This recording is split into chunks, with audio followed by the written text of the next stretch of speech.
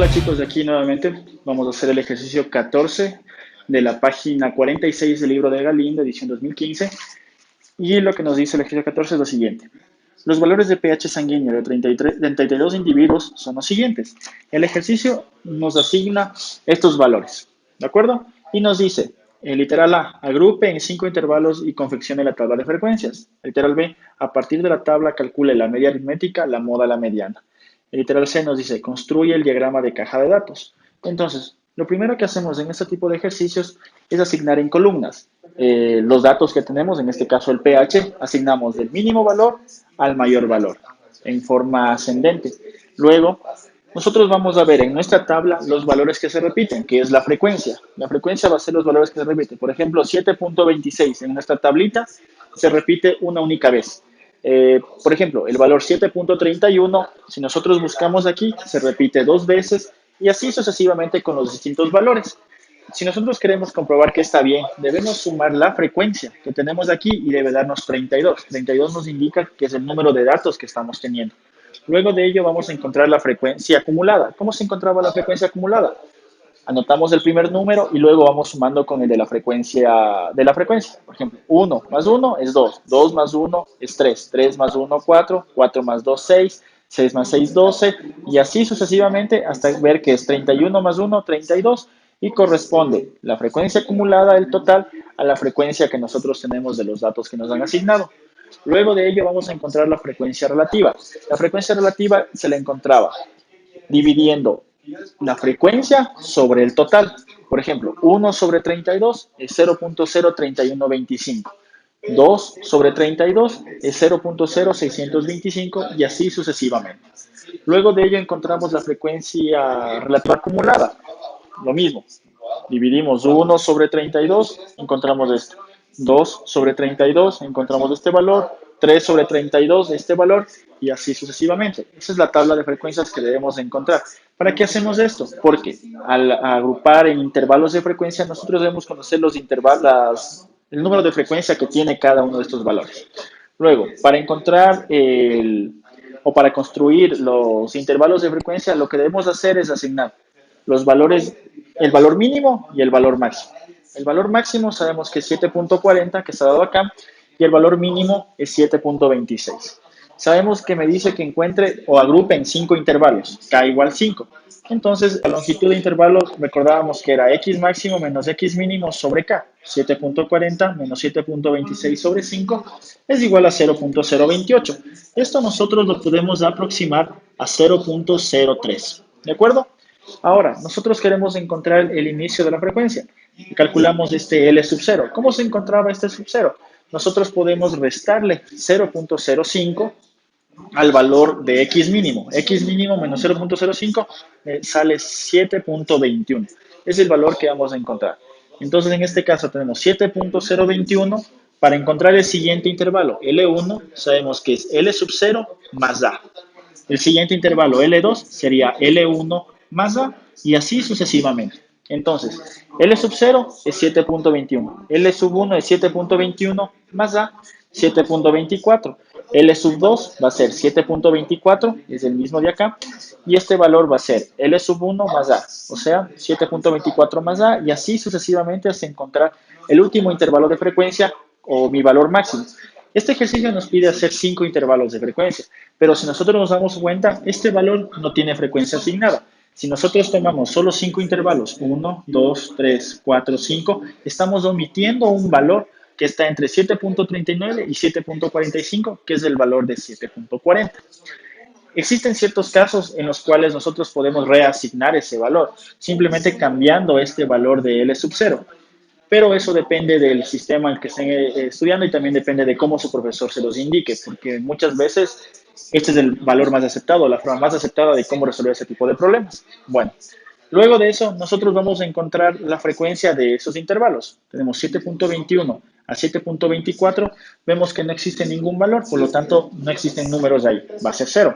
Entre 7.24 y 7.27, nosotros tenemos dos valores, 7.26 y 7.27. Sumamos estos dos valores y tenemos 2. Entre 7.27 y 7.3, como aquí a 7.27. Lo estamos tomando acá, debemos tomar desde 7.29 a 7.30.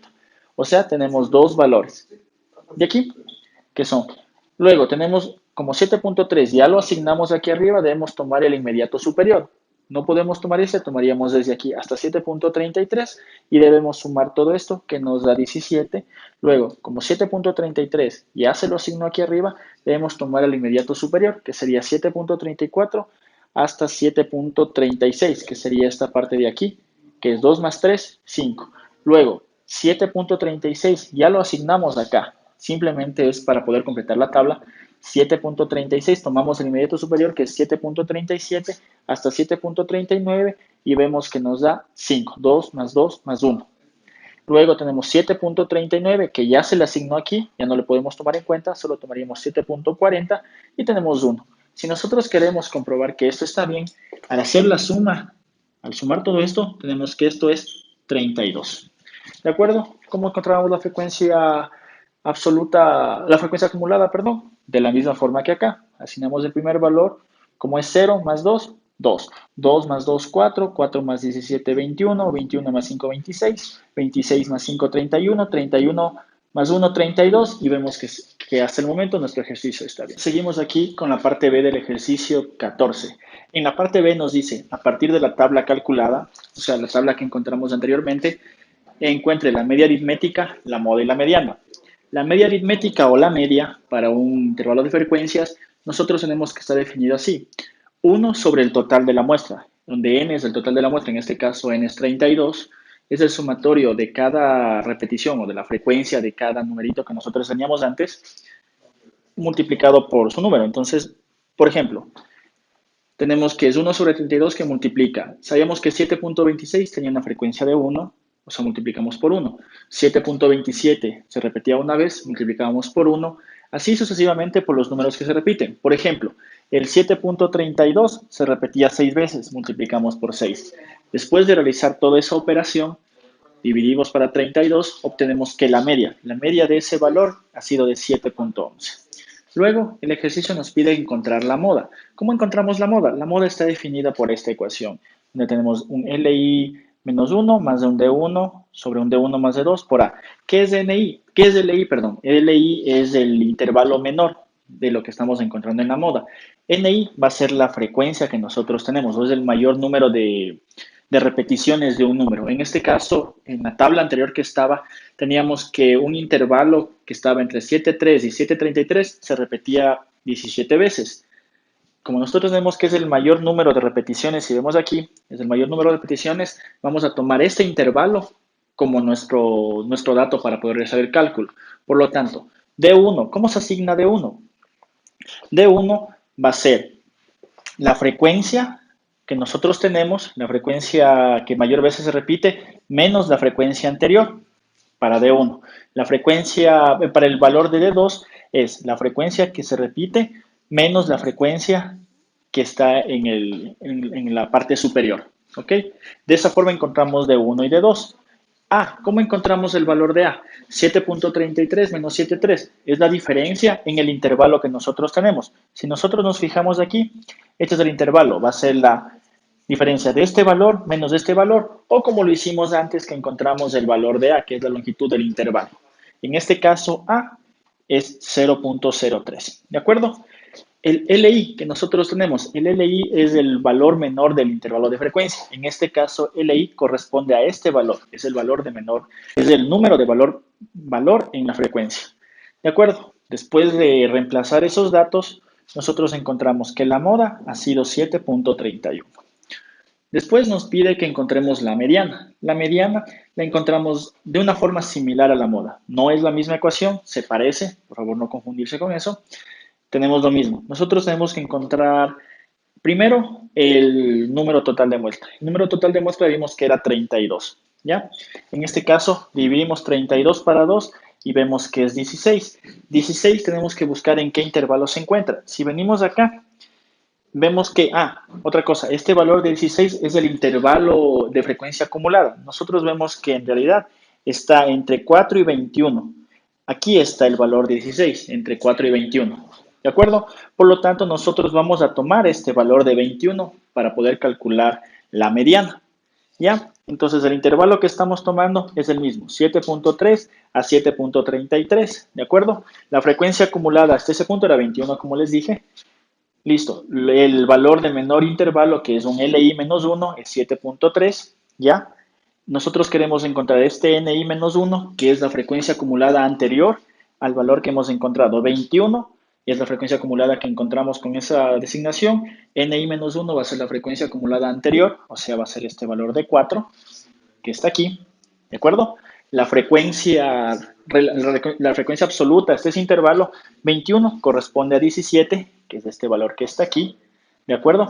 Como ya tenemos NI mayúscula menos 1, podemos ya reemplazar los valores. Reemplazamos en la mediana 7.3, el valor de menor intervalo, claro, el menor valor en el intervalo, perdón, más la división del número total sobre 2, menos la frecuencia acumulada total anterior a este intervalo, que es 4, y la frecuencia relativa total, multiplicado por el valor de A, que encontramos que la mediana es 7.32. El literal C nos decía, construya el diagrama de caja de datos. Para construir el diagrama de caja de datos, lo que hacemos es asignamos esta figura. Aquí colocamos el valor mínimo, el X mínimo. Aquí asignamos el X máximo de nuestros datos. Esta línea que divide aquí es la mediana que calculamos anteriormente. Esta es la mediana. Y Q1 y Q3 son los datos de los cuartiles o los datos que encontramos en nuestra tabla de frecuencias, que es 7.3 y 7.33. Estos datos están asignados aquí. Y eso es todo respecto a cómo construir el diagrama de una caja de datos. Y eso sería todo en el ejercicio 14.